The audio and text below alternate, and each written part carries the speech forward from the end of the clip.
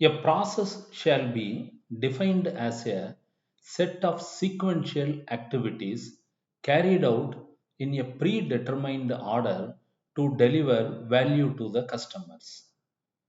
Each organization has a finite number of processes, meaning each organization has a countable number of processes. For example, an organization may have 75 processes. As a business analyst, you need to be clear on how many processes your organization has. Before embarking on SOP development, you need to identify the processes. As a process is made up of specific activities and it operates in a controlled manner, its outputs are predefined.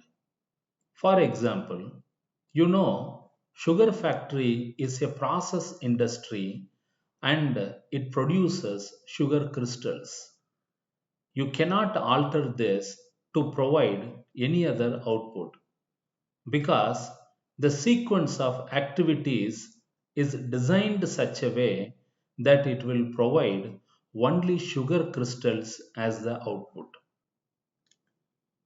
Process is repeatable.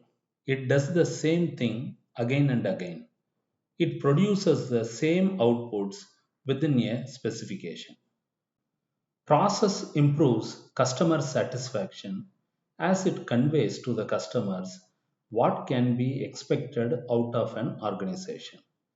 When you walk into any Starbucks outlet, you know how the coffee would smell, taste, and what you will experience. Process minimizes human interactions and hence minimum errors.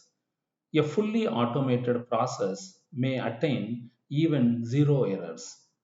Process reduces human fatigue and monotonous work.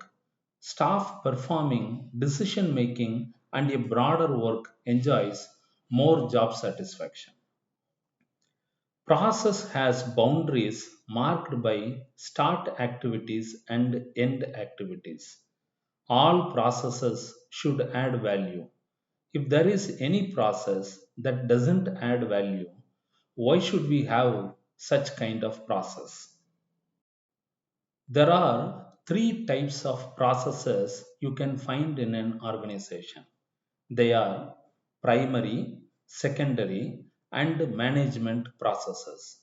Primary processes are those that are the mission of the organization, meaning that is the very purpose of an organization's existence.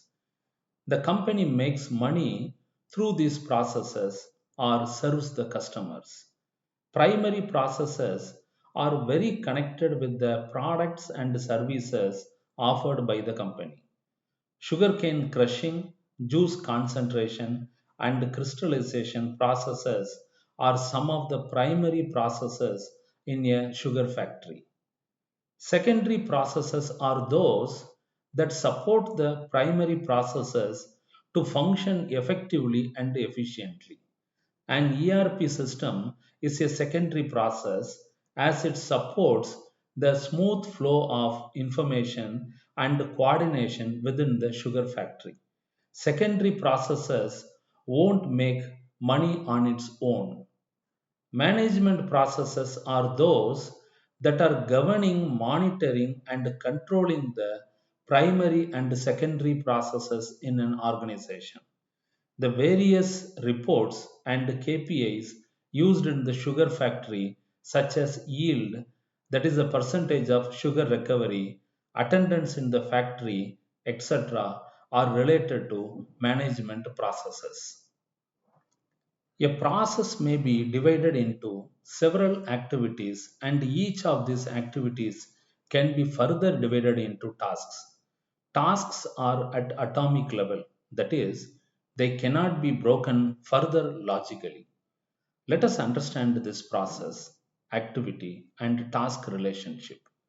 We know process is a set of sequential activities that deliver value to the customers. Listen, a process should deliver value. It should do something complete. Hence, you cannot have a broken process that doesn't deliver value or partial value. To better understand this, let us take a process titled Withdraw Cash from ATM. Please note that process, activity, and task names follow a verb plus noun format. This process is broken down into activities, and the activities are further broken down into tasks. The table, what you are seeing on the screen, is process, activity, and task matrix. This is one of the most important components of an SOP. This process contains 6 activities and 26 tasks.